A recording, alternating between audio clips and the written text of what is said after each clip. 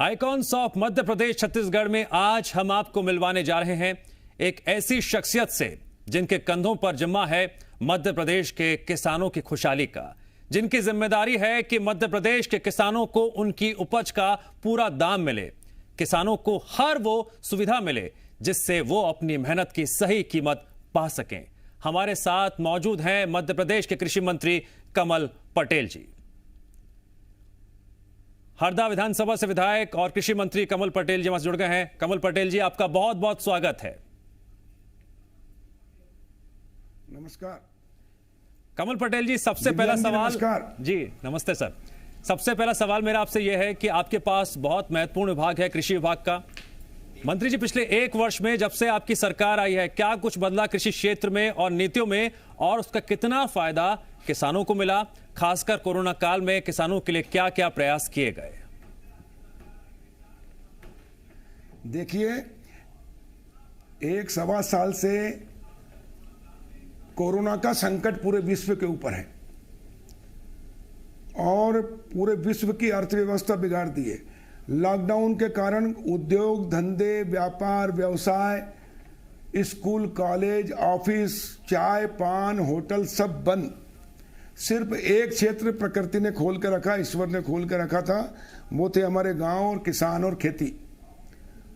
और इसलिए किसानों ने खेतों में अपना पसीना बहाया, मजदूरों ने खेतों में अपना पसीना बहाया, जिसके कारण इस देश के 130 करोड़ लोगों को दोनों टाइम का भोजन, सब्जी और दूध की व्यवस्था हुई।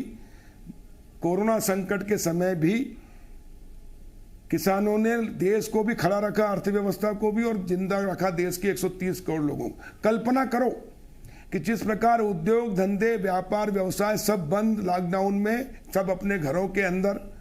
अगर किसान भी अपने घर के अंदर रहता, खेत में नहीं जाता, मजदूर नहीं जाता, तो खेती नहीं करता, तो हमको 130 करोड़ लोगों को भोजन कहाँ से मिलता, सब्जी दूध कहाँ से मिलती। और इसलिए सबसे पहले तो मैं किसान अन्नदाता भी है, जीवन दाता है, उनके चरणों में प्रणाम करता हूं, उनका धन्यवाद करता हूं प्रदेश और देश के सरकार के द्वारा, प्रधानमंत्री जी और मुख्यमंत्री जी और केंद्र प्रदेश सरकार की ओर से। दूसरा, इस कोरोना संकट के समय जब किसानों ने देश को खड़ा रखा, सरकारों की अर्थव्यवस्थाएं ठीक रखी, और इसलिए सरकारों की भी जिम्मेदारी है कि किसानों को वो सम्मान दे, किसानों को उनकी फसल का उचित दाम दे। और इसलिए हमारे प्रधानमंत्री माननीय नरेंद्र मोदी जी ने 2022 तक किसान की आय दोगुना करने का संकल्प लिया।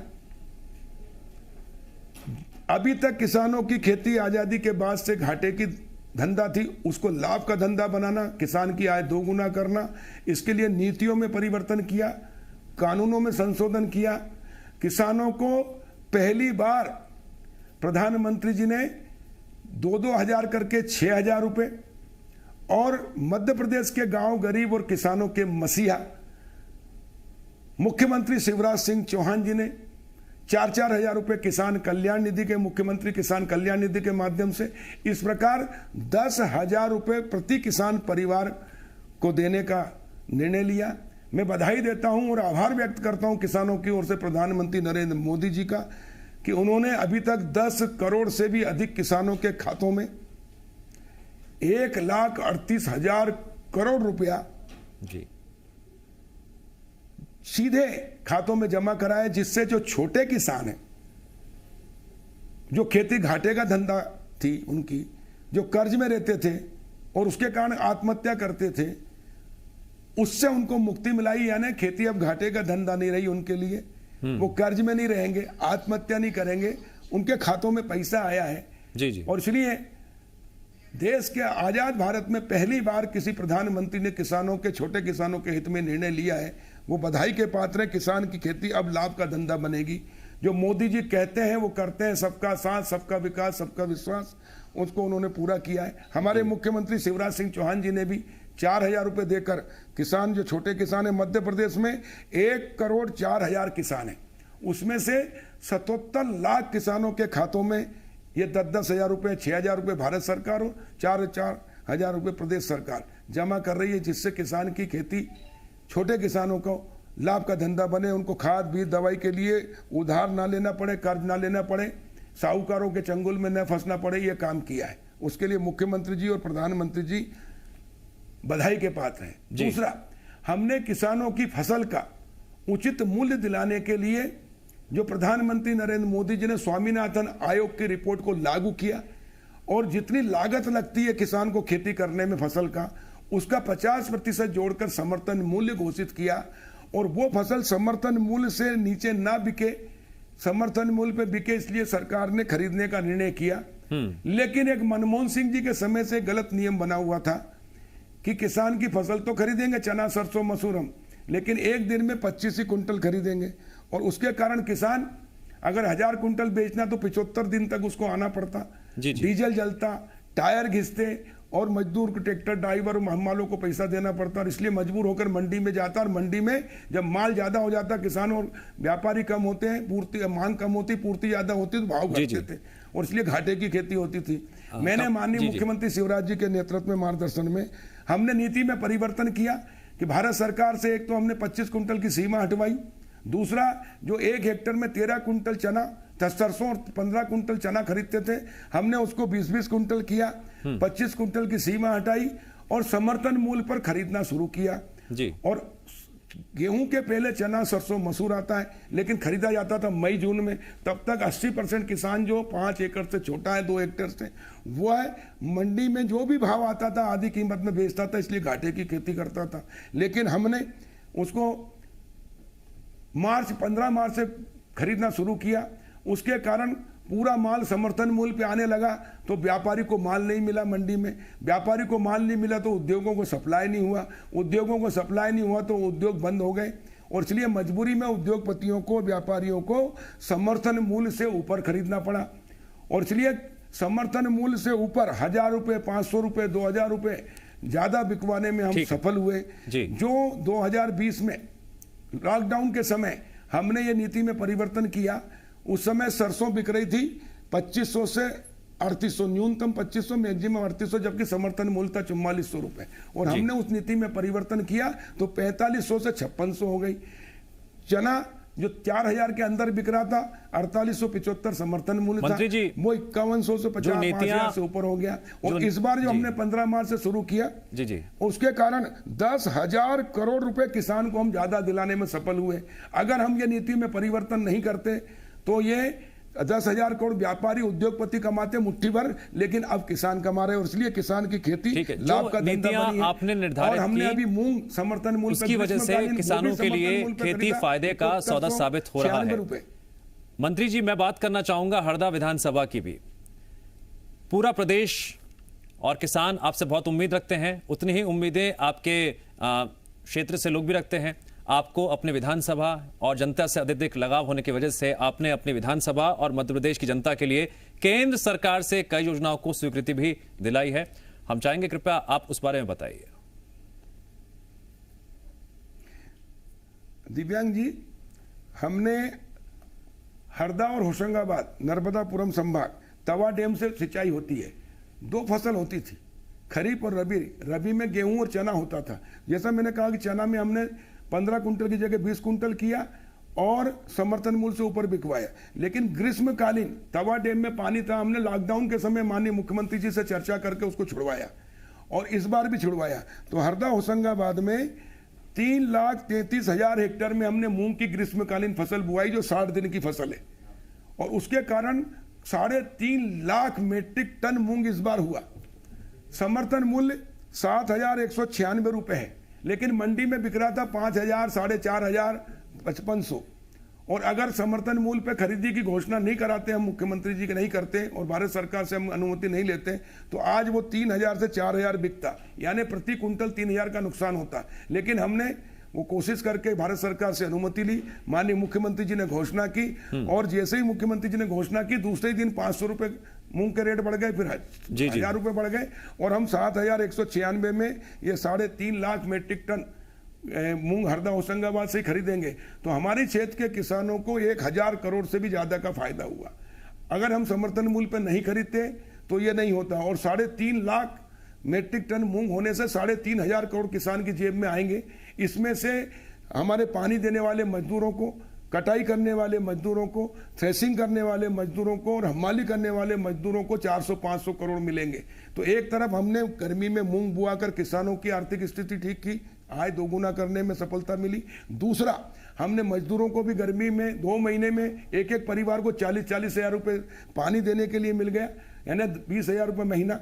और साल भर भी वो लॉकडाउन रहता, मान लो कोरोना, तो भी वो भूखे नहीं रहते, उनकी व्यवस्था हो जाती है। ऐसी व्यवस्था की, खाद भी, दवाई की दुकान चलवाई। और अब किसान की जेब में जब 3,500 करोड़ होंगे तो व्यापार, व्यवसाय, उद्योग सब चलेंगे और अर्थव्यवस्था ठीक होगी।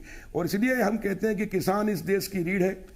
रीढ़ मजबूत होगी तो देश मजबूत होगा, और वही काम कर रहे हैं। और मोदी जी का जो संकल्प था किसान की आय 2022 तक 2 गुना करने की, वो हमने माननीय मुख्यमंत्री शिवराज जी के मार्गदर्शन और नेतृत्व में 21 में ही पूरा कर दिया है। हमने चना, सरसों, मसूर में 10,000 करोड़ ज्यादा दिलाए किसान को। हमने मूंग में अभी 8 लाख मीट्रिक टन मूंग और उड़द खरीदी होगी ग्रीष्मकालीन, और उससे किसान को हजारों करोड़ रुपए ज्यादा मिलेंगे। और इस प्रकार 2-2.5 हजार करोड़ इसमें मूंग की खरीदी में हमने ज्यादा मंत्री जी, तो करीब 12-13 हजार करोड़ रुपया हमने ज्यादा दिलाने में सफलता प्राप्त की। मंत्री जी, मैं आपसे समर्थन मूल्य पर जरूर बात करना चाहूंगा, जिसका जिक्र भी आप कर रहे हैं। आपने अक्सर देखा भी होगा कि समर्थन मूल्य पर देश में एक तरफ बहुत बातें भी हो रही हैं, कुछ बातें तथ्यात्मक होती हैं, कुछ बातें भ्रामक भी होती हैं, वक्त वक्त पर बयानबाजी भी होती है। ये मुद्दा क्या है? और वहीं मध्य प्रदेश में चना, सरसों, मसूर के बाद मूंग को भी समर्थन मूल्य पर खरीदा गया है। यह मुद्दा क्या है? देखिए, देश में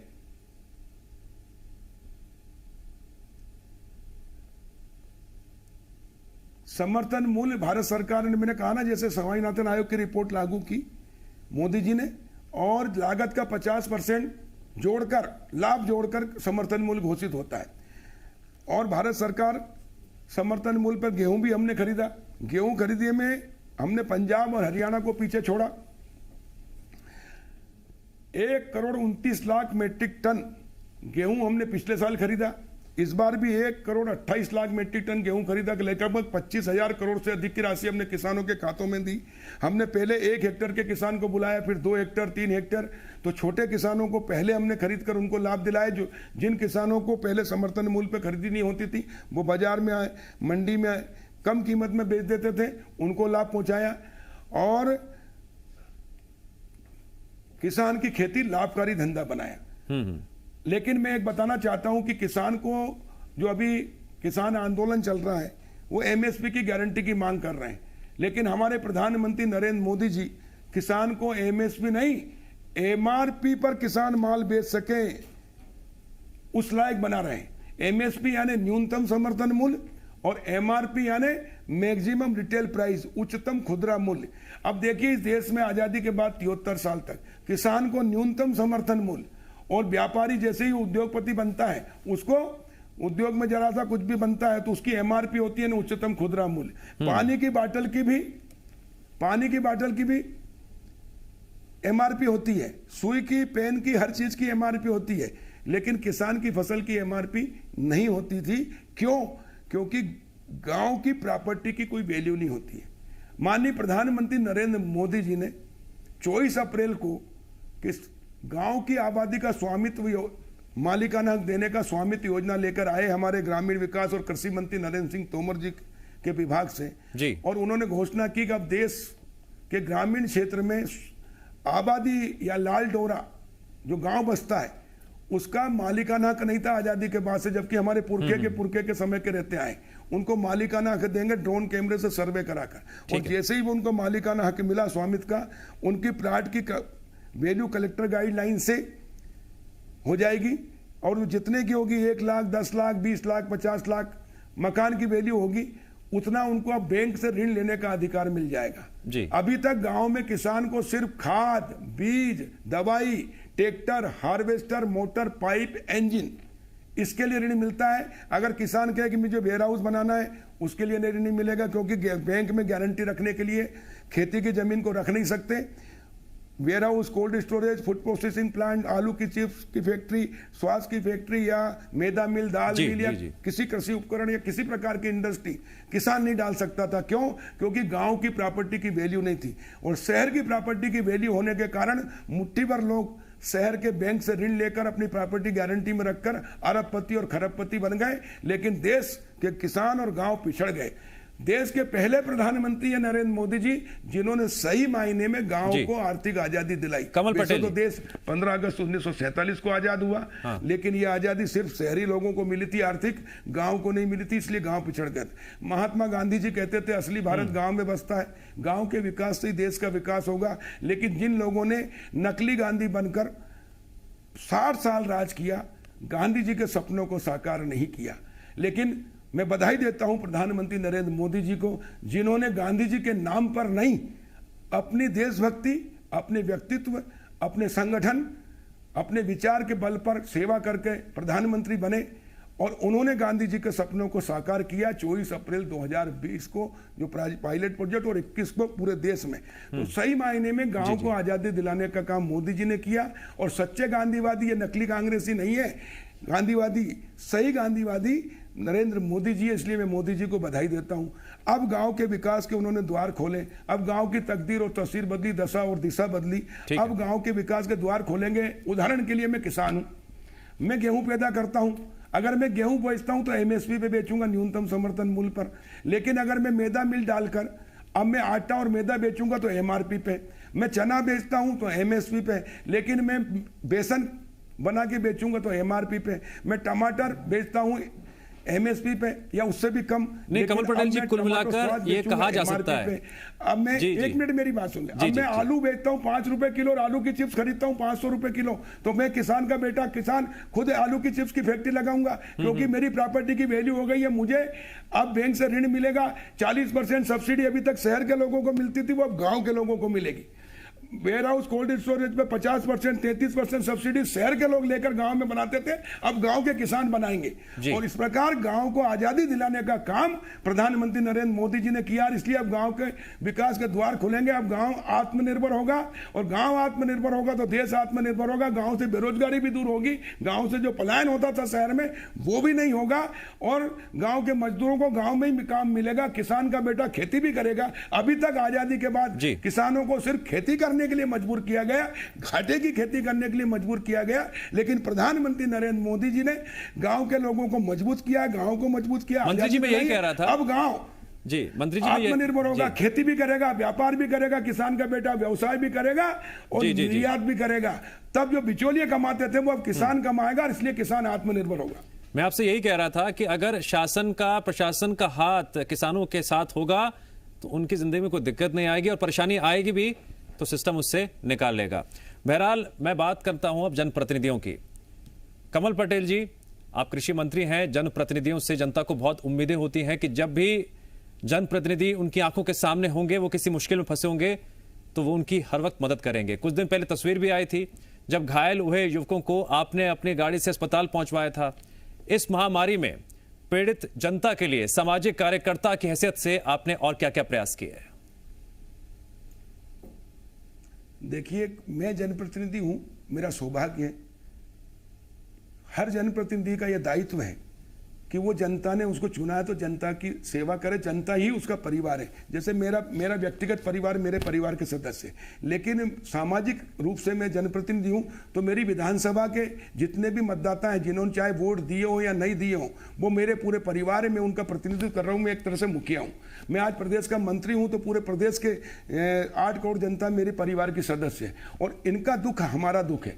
हमारे मुख्यमंत्री शिवराज जी कहते हैं कि मध्य प्रदेश की जनता मध्य प्रदेश मेरा मंदिर है, इसमें रहने वाली जनता मेरी भगवान है और हम उसके सेवक के पुजारी हैं। तो सही मायने में सभी जनप्रतिनिधि जनता के सेवक है। हमारे प्रधानमंत्री कहते हैं मैं प्रधान सेवक हूं, पूरे देश की 130 करोड़ जनता उनका परिवार का सदस्य है। और जब हमारे परिवार पर संकट आता तो जिस प्रकार हम सेवा करते हैं, उसी प्रकार जनप्रतिनिधि को पूरे क्षेत्र की, पूरे प्रदेश और देश की जनता की सेवा करना चाहिए, और वही हमने की है। हमने कोरोना के संकट के समय सरकारी अस्पताल या प्राइवेट अस्पताल हमने रेमडेसिविर इंजेक्शन निःशुल्क दिलवाए, सरकारी में भी और प्राइवेट में भी। हमने ऑक्सीजन की व्यवस्था कराई, हमने सारे उपचार किए, एम्बुलेंस की, भोजन की, पानी की, ट्रैफिक, सब जो कर सकते थे वो सब कुछ किया और करना चाहिए। ये हमारा सौभाग्य है कि हम जनप्रतिनिधि हैं, तो हमारा परिवार भी बड़ा है, पूरा देश हमारा परिवार है, वो चाहे किसी भी धर्म का हो, हिंदू हो, मुसलमान हो, ईसाई हो, हम सब भारत माँ के लाल, भेदभाव का कहाँ सवाल, पूरा भारत हमारा परिवार है, हम उसके प्रतिनिधि हैं, इसलिए हमारी जिम्मेदारी हमको करना चाहिए। अगर कहीं दुर्घटना होती है तो कारण ये है कि दुर्घटना होने के बाद कोई व्यक्ति अगर उसको अस्पताल लेके जाता है तो कभी कभी उसी गले पड़ जाता है, वो डरता है कि पुलिस में बयान देना पड़ेगा, पुलिस कहीं हमको ना कर दे, इसलिए कई लोग घंटों एक्सीडेंट में लोग खड़े रहते, देखते रहते, लेकिन ले जाते नहीं। लेकिन चूंकि मैं जनप्रतिनिधि हूँ, मंत्री भी हूँ, तो मेरी जिम्मेदारी है, मैं जहाँ भी जाता हूँ, मुझे मिलता है तो मैं तत्काल अपनी साथ वाली गाड़ी से बिठाकर फोन करके अस्पताल में इलाज भी कराता हूँ, डॉक्टर से बात करता हूँ, अधिकारियों से बात करता हूँ, सीएमएचओ से बात करता हूँ, और तत्काल उसका इलाज हो जाता है, वो ठीक हो जाता है। तो हमारा सौभाग्य है कि हमने किसी की जान बचाई, मंत्री जी किसी के काम आ सके। देखिए, अपने और अपने परिवार के लिए तो जीव जंतु और पशु पक्षी भी जीता है, लेकिन जो समाज के लिए जिए, जो गरीबों के लिए जिए, जो असहाय की सहायता करे, जो देश के लिए जिए, उसका जीवन श्रेष्ठ होता है, सार्थक होता है। और हम अपना जीवन सार्थक करें, इससे बड़ी उपलब्धि हमारे जीवन में हमारे लिए कुछ नहीं हो सकती। मंत्री जी, तीसरी लहर से निपटने के लिए सरकार लगातार प्रयासरत है। मुख्यमंत्री शिवराज सिंह चौहान भी लगातार बैठकें कर रहे हैं। इसके बावजूद भी कहीं ना कहीं जनता के जहन में शंकाएं भी हैं, डर भी है कि अगर तीसरी लहर आती है तो सरकार किस तरह से तैयार है, और खासकर अगर आर्थिक गतिविधियों की बात करें तो वो किस तरह से चलेंगी। देखिए दिव्यांग जी, जब पहली बार कोरोना आया था तो किसी ने कल्पना भी नहीं की थी कि कोरोना क्या है। अज्ञात शत्रु था और कोई व्यवस्थाएं भी नहीं थी, कोई उपचार नहीं था, कोई अस्पताल में व्यवस्था नहीं थी। लेकिन माननीय मुख्यमंत्री शिवराज जी के नेतृत्व में जैसे ही वो मुख्यमंत्री बने, एक मुख्यमंत्री थे कमलनाथ जी, जिनसे पत्रकारों ने पूछा था कि कमलनाथ जी, कोरोना की दस्तक आ गई है, केस मिल रहे हैं, आपका क्या विचार है। उन्होंने कहा अभी तो राजनीतिक कोरोना निपटने तो बाद में देखेंगे। और एक मुख्यमंत्री शिवराज सिंह जी, जिनने शपथ लेते से ही सबसे पहले वो मंत्रालय गए, वल्लभ भवन, और कोरोना की बैठक ली, और रात 12-1-2 बजे तक रात भर वो यहीं रहे और पूरी व्यवस्थाएं की और कोरोना से निपटे। थोड़ी व्यवस्था नहीं थी, उनकी व्यवस्था जब आई दूसरी लहर में, हमने अस्पतालों में ऑक्सीजन प्लांट और ऑक्सीजन कंसंट्रेटर, डॉक्टरों की व्यवस्था, नर्सों की व्यवस्था, सब व्यवस्थाएं करके और हमने उसको नियंत्रण किया। और हमने सबसे बड़ा शिवराज जी के नेतृत्व में हमने किल कोरोना अभियान चलाया, जो गांव-गांव एक पंचायत स्तर पर घर-घर सर्वे किया और उनको कोरोना की दवाइयां दी, जिसके कारण कोरोना गले में ही ठीक हो गया, अंदर नहीं गया, जिससे लाखों लोगों को भी जान बची। और हमने इस बार नियंत्रण किया है। तीसरी लहर के लिए हम सचेत हैं, हमने पहले से सारी तैयारियां की हैं। हमारा जो अस्पताल, जिला अस्पताल है, उसको सर्व सुविधा युक्त अस्पताल बना रहे हैं। पहले से हम बच्चों के वार्ड बना रहे हैं, उनके लिए बेड, ऑक्सीजन, सारी व्यवस्था कर रहे हैं और ऑक्सीजन प्लांट लगा रहे हैं। हर प्रकार की दवाइयों की व्यवस्था कर रहे हैं। वैक्सीनेशन का काम भी तेज गति से चल रहा है। आपने देखा होगा कि मध्य प्रदेश में 21 तारीख को पूरे भारत में मध्य प्रदेश में सबसे अधिक रिकॉर्ड बनाकर हमने एक दिन में 17 लाख वैक्सीनेशन का काम किया, टीकाकरण का काम किया, पूरे भारत में नंबर 1 स्थान Guinness book of world record में नाम लिखाया। और हम प्रतिदिन अब कर रहे हैं और इस प्रकार हमारी प्रयास जारी है कि हम 100% माननीय प्रधानमंत्री जी ने निःशुल्क, भारत सरकार ने टीके हमको दिए हैं, वो टीकाकरण 18 साल से ऊपर के सब लोगों को लग जाए। दिसंबर तक हमने कार्य योजना बनाई कि सबको लग जाएगी, तो इस प्रकार सुरक्षा कवच हो जाएगा। और तीसरी लहर भगवान करे ना आए, लेकिन आ भी जाएगी, तो हमने सारी व्यवस्थाएं लोगों को की है। लोग भी अब जागरूक हुए हैं। हमारी सरकारी अस्पतालों पर जनता का विश्वास बढ़ा है, हमारे प्रशासन पर जनता का विश्वास बढ़ा है, शासन पर जनता का विश्वास बढ़ा, जो हमने काम किया है। और इस प्रकार हम अब तैयार हैं किसी भी प्रकार की लहर के आने को रोकने के लिए। और जनता भी अब जागरूक हुई है, हमने जागरूक करने का मंत्री जी, आपकी एक सलाह, मीडिया, आपकी एक सलाह, सामाजिक संगठन और जनता के सहयोग से इसमें सफलता प्राप्त की। मंत्री जी, आपकी एक सलाह आज खासी चर्चाओं में है कि प्रदेश में सोयाबीन के बीज की किल्लत है और आप फसल चक्र की बात कर रहे हैं, जरा इसके मायने समझाइए। देखिए, पहले हमारे यहाँ कपास होता था जब सिंचाई नहीं थी। जब सिंचाई आ गई तो फसल चक्र में परिवर्तन हुआ। पहले काली तुअर आती थी, वो चली थोड़े दिन। उसके बाद में सोयाबीन आ गई पीली। पीली सोयाबीन शुरू में अच्छी हुई, किसान की आर्थिक स्थिति ठीक की, इसको पीला सोना कहते थे। लेकिन अब वो सोयाबीन जो पहले कभी 16 कुंटल प्रति हेक्टर होती थी, वो अब 6 कुंटल प्रति हेक्टर हो रही है। अब सोयाबीन लगातार 30-35 साल के कारण इसके बीज में, इसकी मिट्टी में वायरस आ गया है, बीमारियां लगती हैं और इसलिए फसल नहीं होती। किसान की खेती घाटे का सौदा हो रही है, यानी 1600 के 1000 कर रहे हैं किसान। और इसलिए समय के अनुसार जो फसल हमको लाभ दे, लागत कम हो, आमदनी अधिक हो, वो फसल बोना चाहिए। चूंकि मैं कृषि मंत्री हूं, किसान का बेटा हूं, पहले किसान हूं, बाद में मंत्री हूं, और इसलिए मुझे पता है कि किसान की मजबूरी है सोयाबीन बोना, उसके विकल्प नहीं। और इसलिए हमने विकल्प सुझाए हैं। इस बार हमने खुद ने भी फसल में परिवर्तन किया। हम पूरी सोयाबीन बोते थे पूरी खेत में, लेकिन अब इस बार हमने सोयाबीन भी बोई है कुछ, लेकिन उसके साथ हमने अरहर, ज्वार, मक्का, उड़द और धान इसकी ओर भी गए हैं। और इसलिए फसल चक्र में परिवर्तन करेंगे तो बीमारी जो होती है बीज में वो भी कम होगी, और जो घाटा होता किसान को वो भी नहीं होगा। हम किसान को घाटे की खेती की सलाह कैसे दे सकते हैं? हम वही सलाह देंगे जिससे किसान को लाभ हो। और इसलिए हमने कहा कि सोयाबीन की जगह कम करते हुए वैकल्पिक रूप में बाकी फसल भी आप लें, ताकि आपको घाटा ना हो।